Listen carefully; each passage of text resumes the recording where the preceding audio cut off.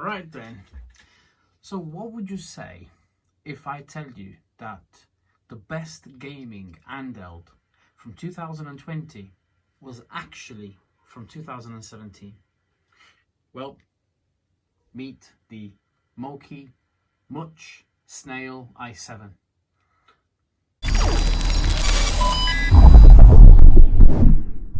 Well, 2020 has given us quite a collection, I say.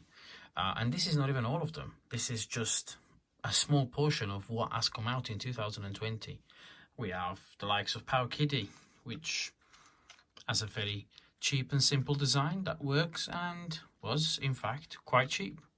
We have the Odroid Go Advance, which was basically the original new style gaming console that actually started it all. And then obviously there was who wanted to copy it, and they released this device, which was the Arcade 2020. Obviously first they released the plastic version, and then to copy both Odroid and then what Ambernic had done, they released the metal version. Two consoles that are exactly the same but have obviously so much in common with the Odroid Go Advance, which actually is the Odroid Go Advance. But then there was obviously the Ambernic. Ambernic released quite a few consoles in the past year, and the RG350M was one of the greatest ones, I would say. Has a nice weight to it, has a nice function, nice buttons, nice joysticks. And then my favorite Ambernic console, which was the RG280V, which is a very, very, very nice console.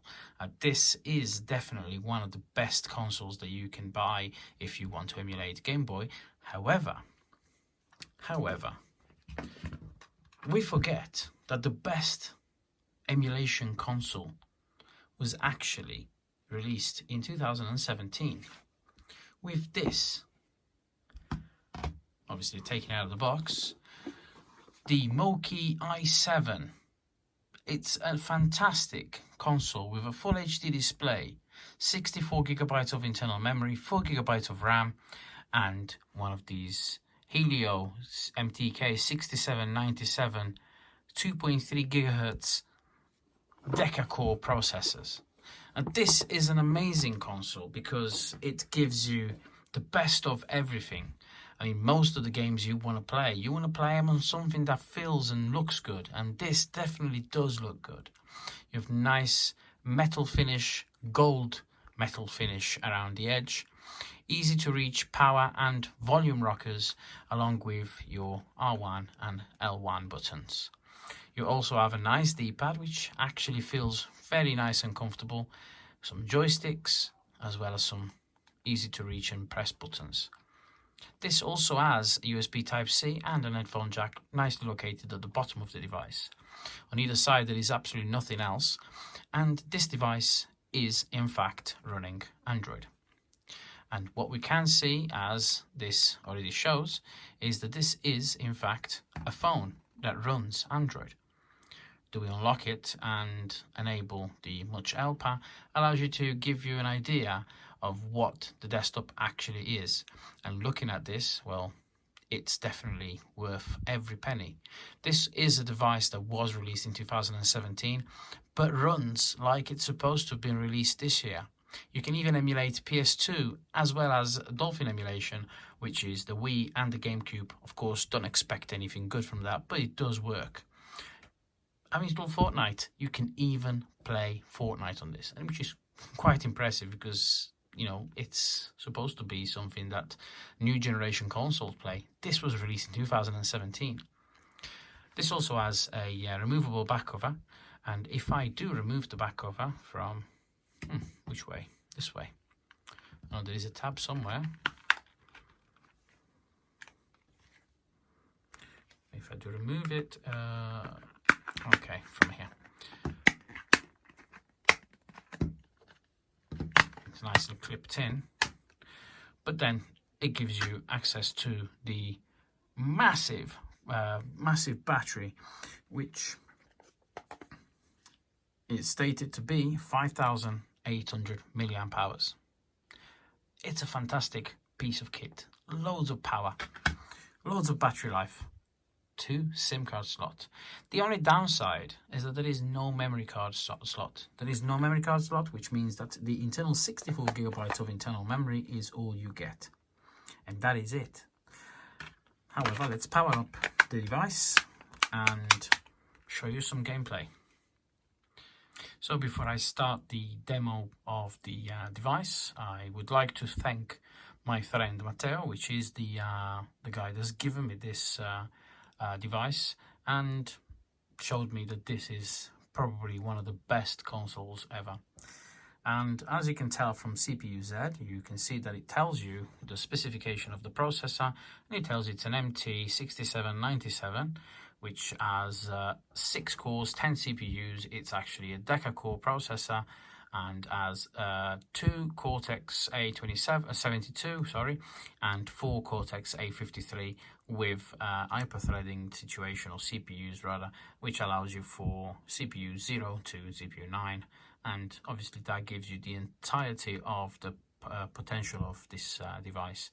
Unfortunately, the GPU is only a Mali T880, which isn't the greatest, but still very, very, very usable.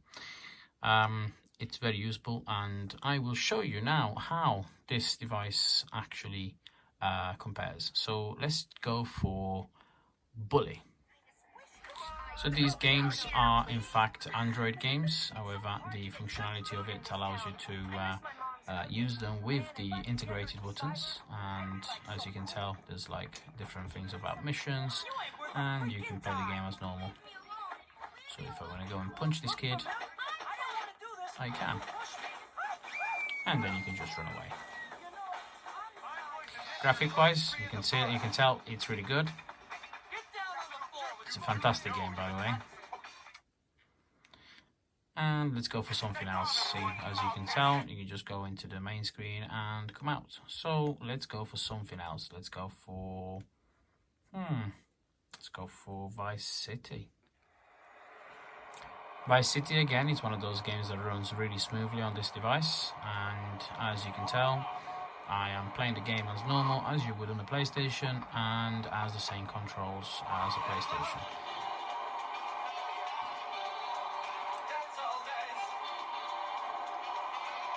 Really smooth graphics, works very well, no problem whatsoever. And these games are actually Android games, so you can actually use the on-screen on-screen controls. As you can tell, these are the ones. However, the nice feature of this device is that you can use the hard button controls, the actual hardware controls, which work very, very, very well. So again, let's go to the main screen. And let's try some Max Payne. So again, the game itself runs really well. Obviously, this Beam Max Payne is not the newest of the games, but again, a nice title from Rockstar Games, and it works very, very well. Really nice. There's no problem to it. Has nice, decent graphics on this device. The displays are just amazing. It actually works very, very well. Let's see what else there is. So you say, yes, you've got Bully, you've got all these kind of games, but can it run Doom? Well, I use this little app which you can download games for, and generally speaking, I do have the games that I play on this. So you may be asking, can it run Doom? And yes, it can indeed. So if we go and play, we have Doom. Now, the nice thing with this is that, as you can tell, there's like the on-screen buttons, but the device itself can actually map the buttons to work on the screen as they are on here. But they need to be adjusted most of the times with the actual game. So let's go for this. New game.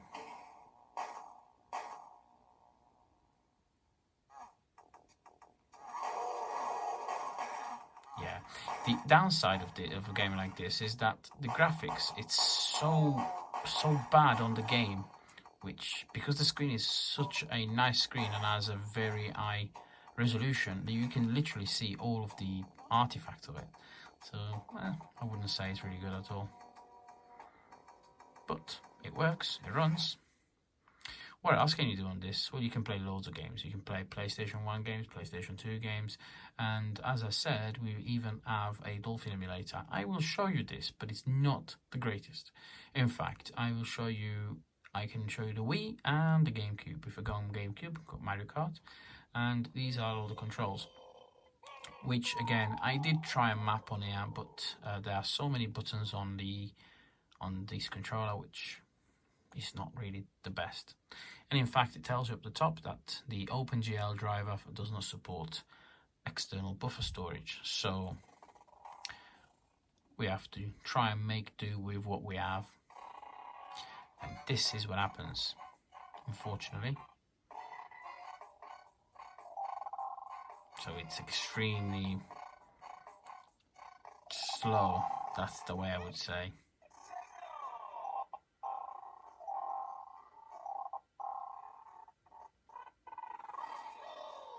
As you can tell, there was some sprites missing, some graphics missing, and it does that because this is not supposed to be run on a device like this. But then again, nothing can actually emulate N64 at the moment. GameCube at the moment properly anyway. N64 goes pretty well. Yeah, it's really slow as well. Go on, go on, go on, go on, go on.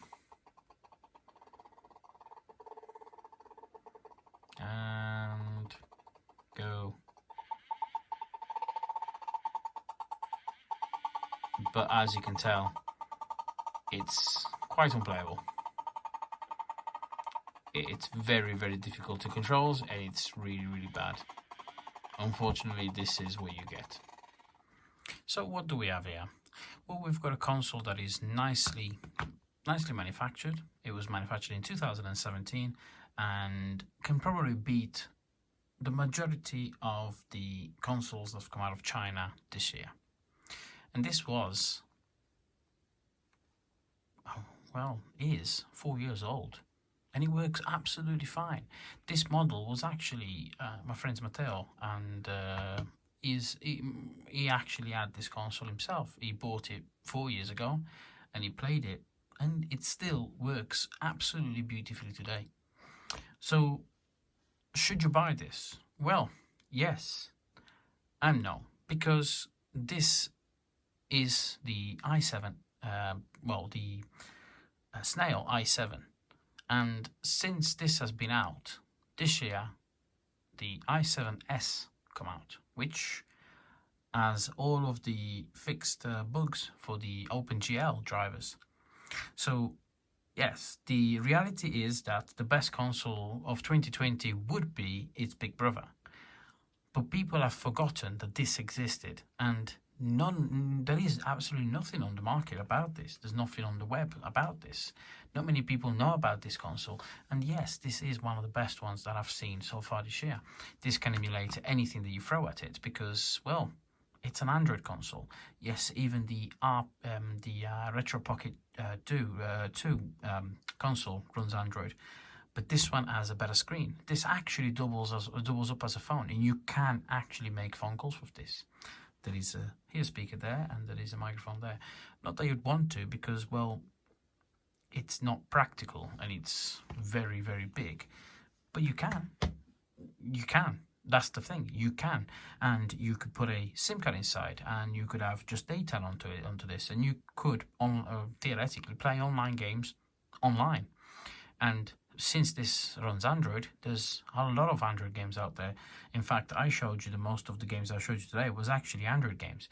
But this can emulate anything, and it can play all these games. So yes, this is definitely worth the money.